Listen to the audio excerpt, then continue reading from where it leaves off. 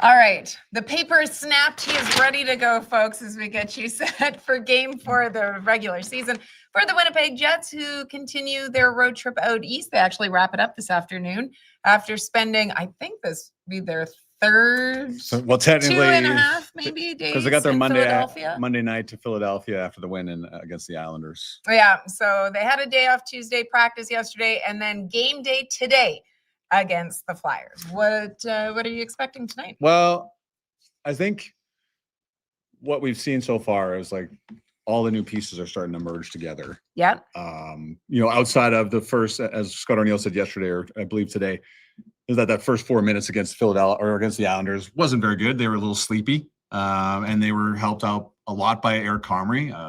Comrie made an unbelievable save, I think 15 seconds in on Matt Barzal. That kind of sent the warning bells off a little bit. And then I think it was the first 7 shots of the game the Islanders had. And then the Jets got into their game plan and really took that game over after that. So goaltending, the penalty kill again. Tanner Pearson had 2 points. 4 players had 4 points. Another goal from Morgan Barron. We'll get a little bit more on him. But so to answer your question about tonight, Philadelphia is who they are. They're a big team. They're physical. And if anyone knows about the Flyers, it's me. It's this guy. Yeah, so he was a childhood Flyers man. Yeah, Bobby Clark, Flin Flon, Manitoba. There you so go. there's the Manitoba process on that one. So yes, lots of love for the orange and black. They with Rick Tocchet taking over as head coach, former Flyer as well. So there's a lot of changes to the lineup. There's a lot of changes to the system. It'll be a physical game as always, but it is just, I think more of what the Jets have been doing lately is going to be just fine because it just seems like everything is clicking for them at this point. And it's 2-1, but things have been better since the third period of the Dallas game, and it's carried over quite well over the last 2 games. Yeah, absolutely. It's great to see so many of you in the chat already. I like the person that commented already. The paper is bigger than the laptop. You aren't wrong. That's our rundown. That's good afternoon. Hey, Rob. How you doing? It's great to see so many of you, as always, in the chat. I saw someone ask, is Perfetti playing tonight? No, he is still sidelined. He is not a go. So I love your enthusiasm. Lots of people looking forward to this one. How many of us, Rob asked, will be channel flipping between the Jets game and the Jays game? Mm-hmm. Well, the Jets game, though, is at 6 Central, so it's early. So the Jays are about 8 something. Somewhere around there. You're more the baseball. I'm flipping the Dodgers game, sorry. Oh, right. Good for the Jays, though. Good for them. We do have a busy show today. Really looking forward to guest Nick Antropov, former Winnipeg Jet, that, of course, was part of that initial team that came here in 2011, and he's the answer to a trivia question. Who scored the first Winnipeg Jets goal 2.0? That would be Nick Antropov in that game against the Montreal Canadiens. He's going to join us today because he was a part of one of the most memorable games in season 1, which occurred in Philadelphia. Yeah, this was all part of Jets Legends before you joined us here and brought the tremendous documentary series known as Runway, which we'll show a little bit later in this program. We had Jets Legends. We did a lot of interviews during COVID. There was 20 episodes, I believe, and it's episode 11. It's the 9-8 game in Philadelphia. Which, how many of you, I wanted to see in the chat right now, how many of you still remember October 27th, 2011, I believe is the date. Yeah, seared into JT's mind forever. So 4 goalies, right? Yep. 4 goalies. Chris Mason. Well, it went Andre Pavlik. Yeah. He got pulled for Chris Mason. Chris Mason suffered a groin injury. Yeah. So then Pavlik had to go back in.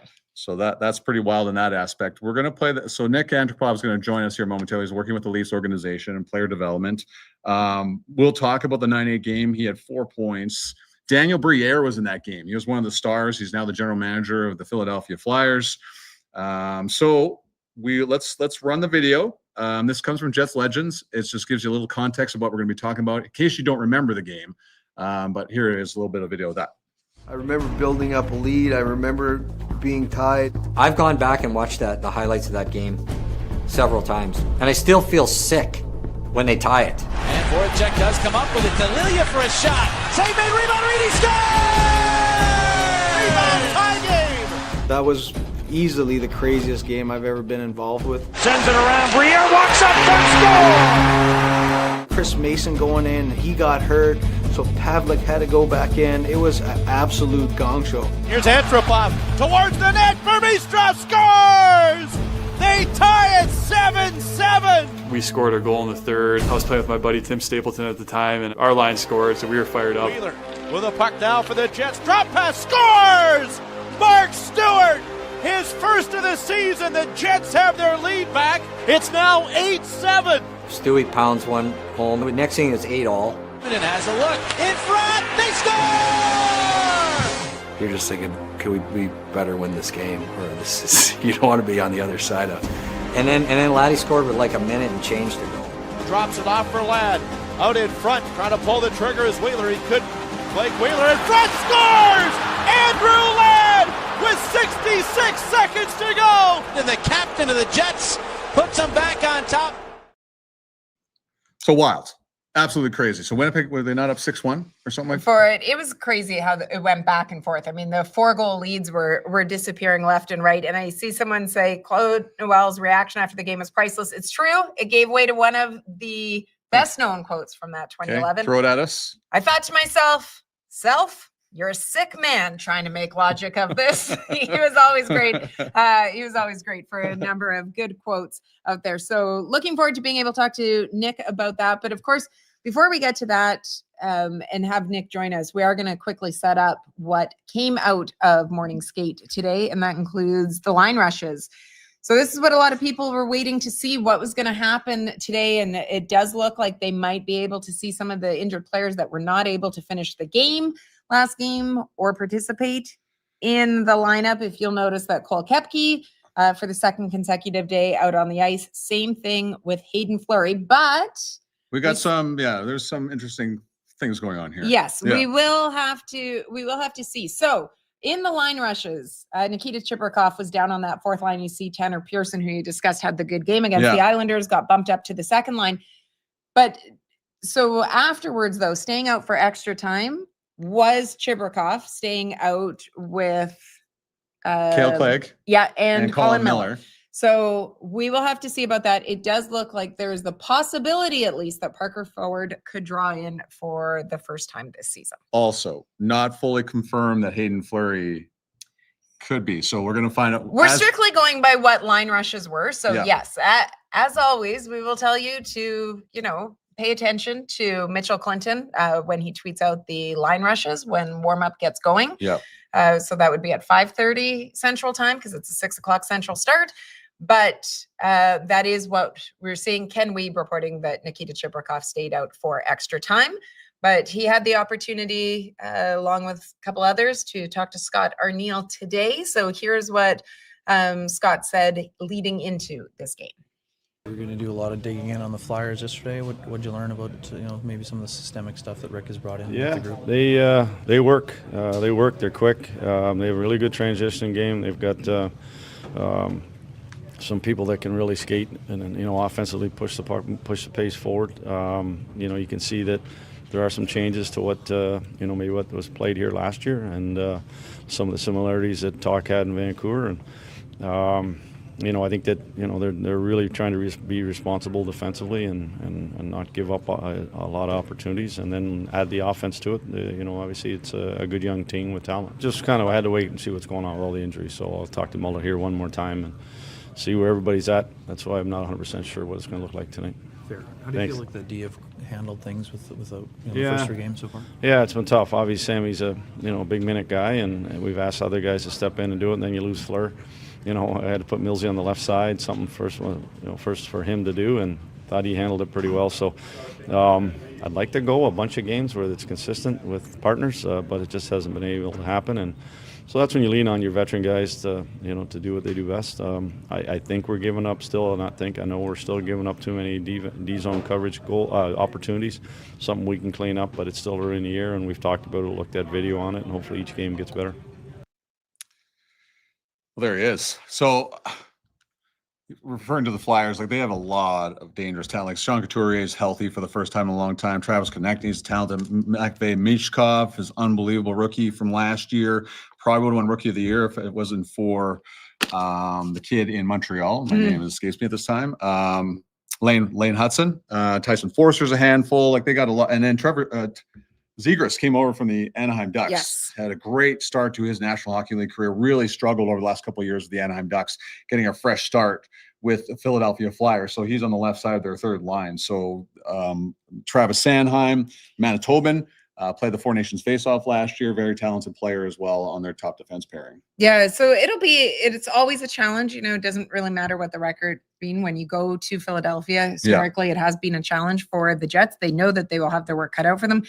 Great sign, though, is that, as you kind of alluded to off the top, that things are starting to roll a little bit more. In the first couple games, it was the top line that was really leading the way offensively. Now the secondary and we were scoring, talking about when they go on the road, that top line gets negated sometimes because of the last change. And so the secondary scoring had to pick up. That includes Morgan Barron. Yeah, Morgan Barron, a tremendous goal, a given goal with Cole Koepke there in the first period. It goes roof daddy on Ilya Sorokin. So he's off to a great start. He's been a big part of their penalty kill. That's 14 for 15 the first 3 games. I love how remember Paul Edmonds talked about how they've been taking too many penalties and cut back. They take 5 more against the Islanders. Averaging 5 a game. Yeah. But they've been incredible in that department. But Morgan Barron's been unbelievable. Scott Arniel talked about this yesterday, but let's see that goal that he scored against the Islanders first.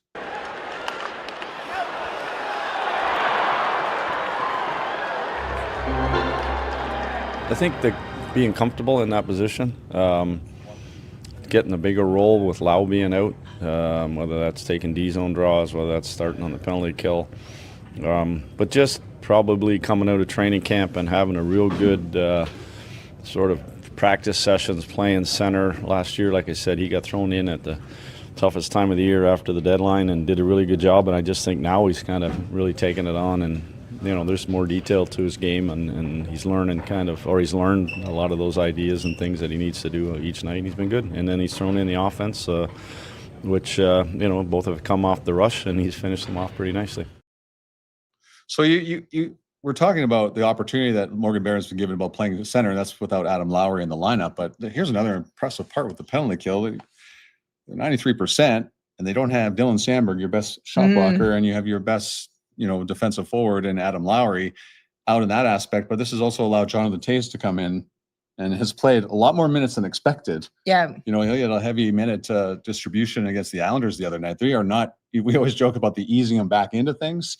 I think the best way to ease people back in is to get them to the minutes that they're used to playing all the time. So he's been great. It's been very impressive to see, considering the players that are out of the lineup. But that was the veterans that they knew they were getting, these guys that can just be thrown into any situation and then handle it just fine. And they've got that and then some. And then of course Logan Stanley has 2 points. Yeah, that's your secondary scoring. Now, you're not counting on secondary scoring from your defensemen in most parts. But the fourth line was big against the Islanders on Monday afternoon. Yeah, absolutely. And you see the bump up. It appears potentially based on line rushes. We'll preface everything by saying it appears that Tanner Pearson could be getting the bump up to that second line today. Yeah. Just the job that he's done as well, coming over, obviously the vet. Lots of experience. Won the Stanley Cup before, but a goal and assist in just over 11.5 minutes of ice time last game. Right, with Jonathan Toews, who just is a revolving door of winners so far. But as promised a little bit earlier, we're going to go back to talking about that 9-8 game way back in 2011, and we're pleased to welcome in former Winnipeg Jet and currently part of the Toronto Maple Leafs organization is Nick Antropov. Nick, thank you so much for joining us. You're looking great. Hey, Nick. Thanks for having me, guys. I know that, there are a lot of great moments in your National Hockey League career, but that 9-8 game in Philadelphia 14 years ago, does that still bring back the good memories when you look back at that one? Well, obviously, yeah. We won that game, but the way it folded for us, it was kind of crazy if you think about it. Yeah, I was actually looking for highlights of that game a couple of days ago when you reached out. So it's good to relive these moments. But yeah, we came out on top. That's what it was matter. Were you a little worried when you're up 5-1 and then it starts to fall apart a little bit? I wasn't worried up until that point. And then, when it became 5-2, 5-3, 5-4 slowly, then you see a little bit of a, I wouldn't say panic, but it was a little bit of a panic on the bench. Then our goalies we pulled. I guess Andre got pulled and Chris went in, right? I think. And then 3rd, I believe. If I'm not, I think so. Yeah. Yeah. So anyway, yeah, it was a little bit of a panic, I guess. Yeah, and then but I'm glad. Yeah, especially like when we were losing like 8-7 at one point, right? I believe. Yeah. So we had to tie the game, and then Andrew scored within a minute or so left. So I've never been part of that in my life, like game like that. But yeah, it's fun. Yeah, certainly not something that you're used to seeing at the NHL level, at least. And Nick, you spent your career in the East, and when the Jets came back in, they were still in the Eastern Conference, of course. So you played in Philadelphia a number of times. That's where the Jets are playing this evening. What is it like being a visiting player going in and playing in Philadelphia? Well, I'll be honest. Yeah, it's not pleasant, Like the fans are right on top of you. I know. I remember those. Yeah, I remember those fans. Yeah, even I think like you go on a warm up and it's like over 10,000 fans up there, just watching the warm up and screaming and yelling and stuff like that. So kind of like an intimidation factor, I guess they can use. But it's always fun, especially when you're winning and then. It's funny. I remember like a couple of playoff series was the Leafs when I was playing for the Leafs as well, and we played Philadelphia, and it was like back then it was still old school hockey, before the rule changes and everything. Yeah, it was a hostile environment, that's for sure. Now, like I play a couple alumni games here and there with a few guys that are older than me, and they talk about 70s and 80s Philadelphia Flyers. I'm glad I wasn't part of that, but I catch a glimpse of that hockey when I started. Yeah, absolutely. When you think of that first year, this is the 15th anniversary season of the Jets. When you think of that first year in Winnipeg, what is it that stands out to you most, Nick? What do you remember most about that time? I remember that really, really well, actually. Yeah, it was a lot of excitement in the city, and like the closer we get to that first home opener game, I was, excited, was building up in the city. Players, they can't wait to get started and stuff like that. So the fan base obviously was the best part of it. The whiteouts, the first game against Montreal. Well, actually, the first exhibition game against Columbus, I believe, that first shift. I don't know if you guys still remember that. Yeah, we got 2-3 big hits right off the bat, and then the building was on fire, and then obviously the first regular season NHL game was fun. The whole year was fun, like fans were anticipating and waited for a long time to get NHL hockey back, and it's been 15 years now, like you said, right? Since it's gone by really quickly, I imagine, for you, not being here as well. But you talked about the big hit in the Columbus game. What was it like to get to know Dustin Byfuglien and then watch him in action night over night? Because he's such a unique person and personality. Oh yeah. Buff was the best. Yeah, honestly, one of the best teammates I ever played with off ice. On the ice, always fun. Always was the smile. I don't think he ever had a bad day. Yeah, it's been just he came into Atlanta organization before we moved to Winnipeg with the Stanley Cup pedigree, so he knows what it takes to win the game. So he brought a lot to our team, and obviously going from Atlanta to Winnipeg, Canadian market again, I was excited to see that for sure. Yeah, it certainly still remains one of the most popular players that has ever worn a Winnipeg Jets jersey. Nick, give fans that are watching right now an idea of what you're up to these days. Well, like you guys mentioned, yeah, so I've been part of Toronto Maple Leafs development staff, on-ice development staff for the last 6 years. So I've been doing this, based in Toronto, obviously, just being father, I love it. Yeah, that's it. That's simply explained. Did you think that this would be something you would do while you were playing? Like this was in your wildest dreams, you think you'd be part of player development in some ways?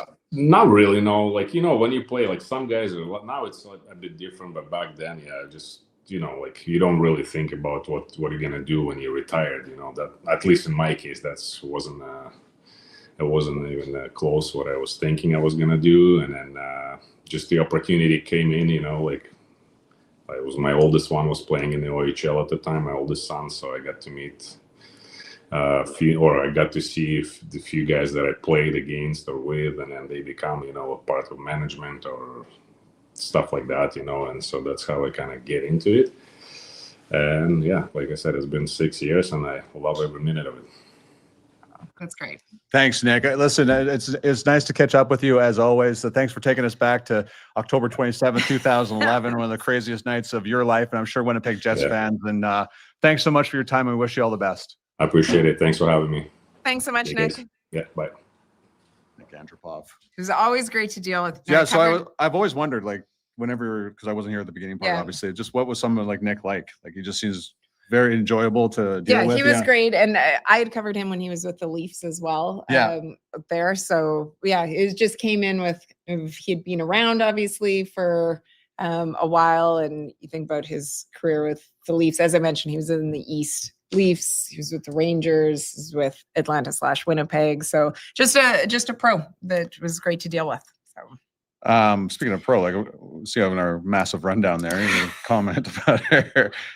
Here's the interesting thing. It was brought up again yesterday by Ken Weeb with Eric Comrie. It's about every 2 or 3 games they're talking about getting comms in the net. Which, okay, were you surprised? And maybe, let's hear about you from the chat as well. Were you surprised that Eric Comrie got the start on Monday afternoon? I like now last year, yes, I would have been surprised because there's the amount of days between games, right? And you always think that Helly wants the net all the time. But now there's just now that conversation is out there about cutting back below 60. I just think it'll be interesting to see. Oh, I'm very happy to see you. Hi. Hi, Jamie. Okay. We know where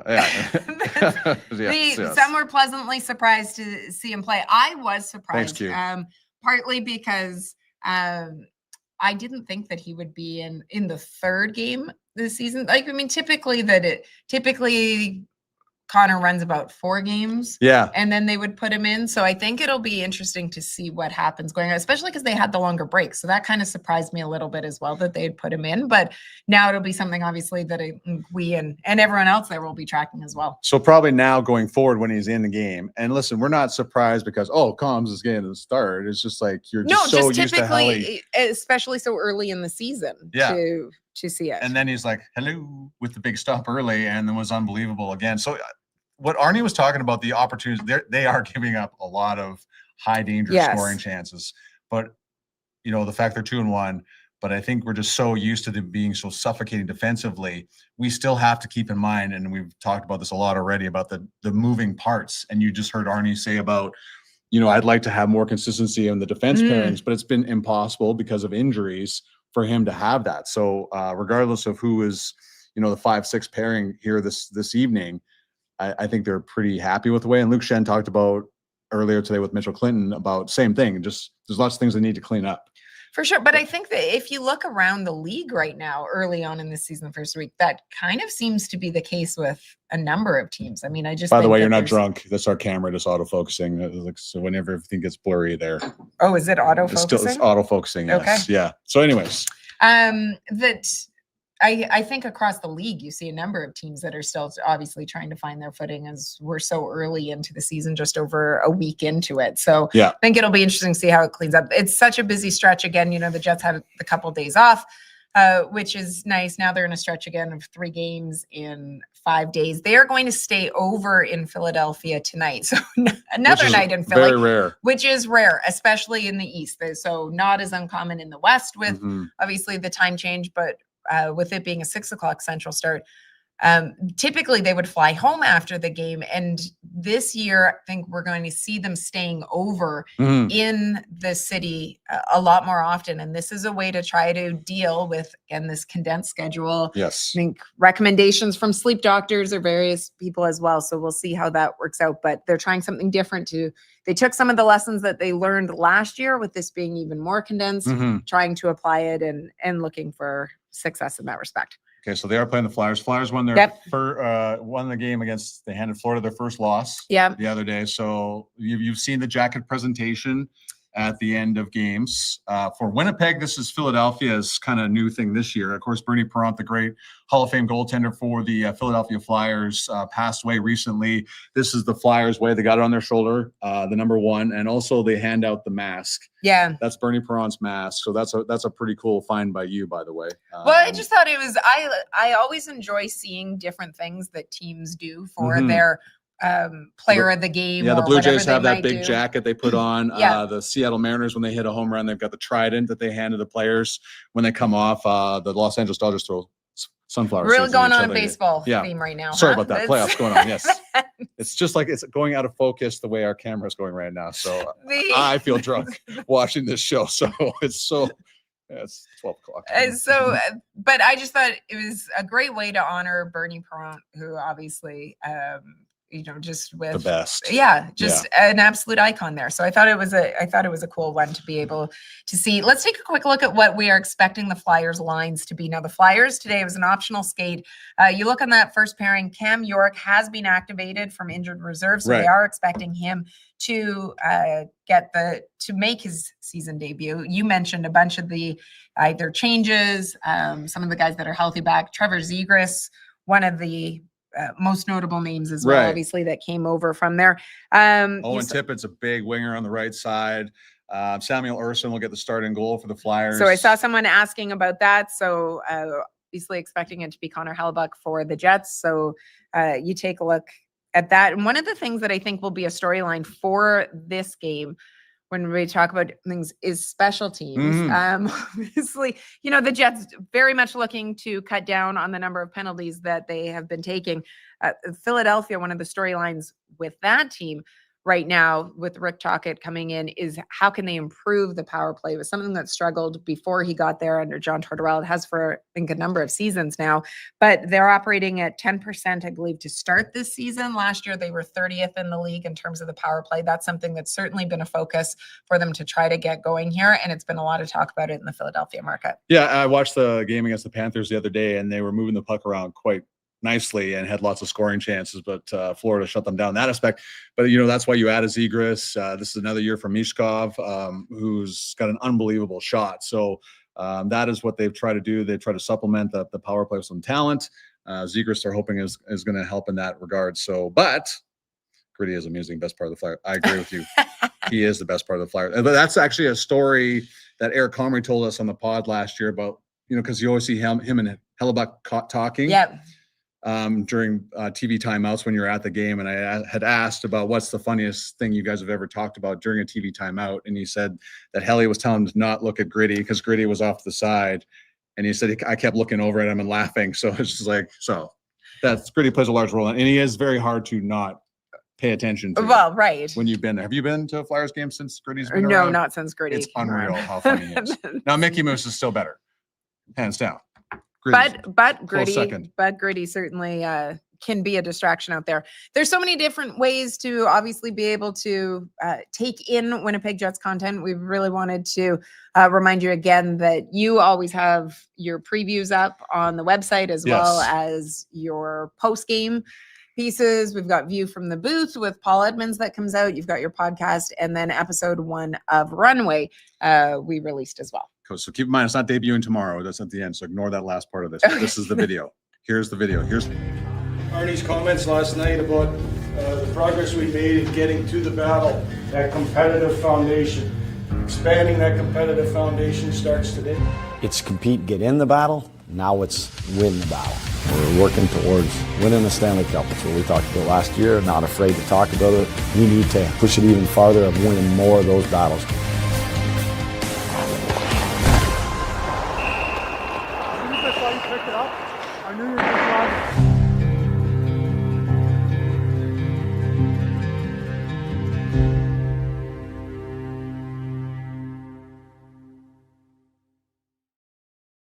You can go watch that on the Winnipeg Jets YouTube channel, titled Reset. And so the approach that we took with it this year, a little bit different, just trying to give the perspective of different players going into a training camp, because obviously training camp means different things for different players depending where you are in your career or where you are in terms of your established position within the organization as well. So go check it out. Yeah, there's that conversation between Braden Yeager, who's at the beginning part of his pro career, and Luke Shen, who's at the tail end. It's not over yet. No. But there's a lot of wisdom being passed on by Luke Shen to Braden Yeager. Great part of that documentary. So check it out.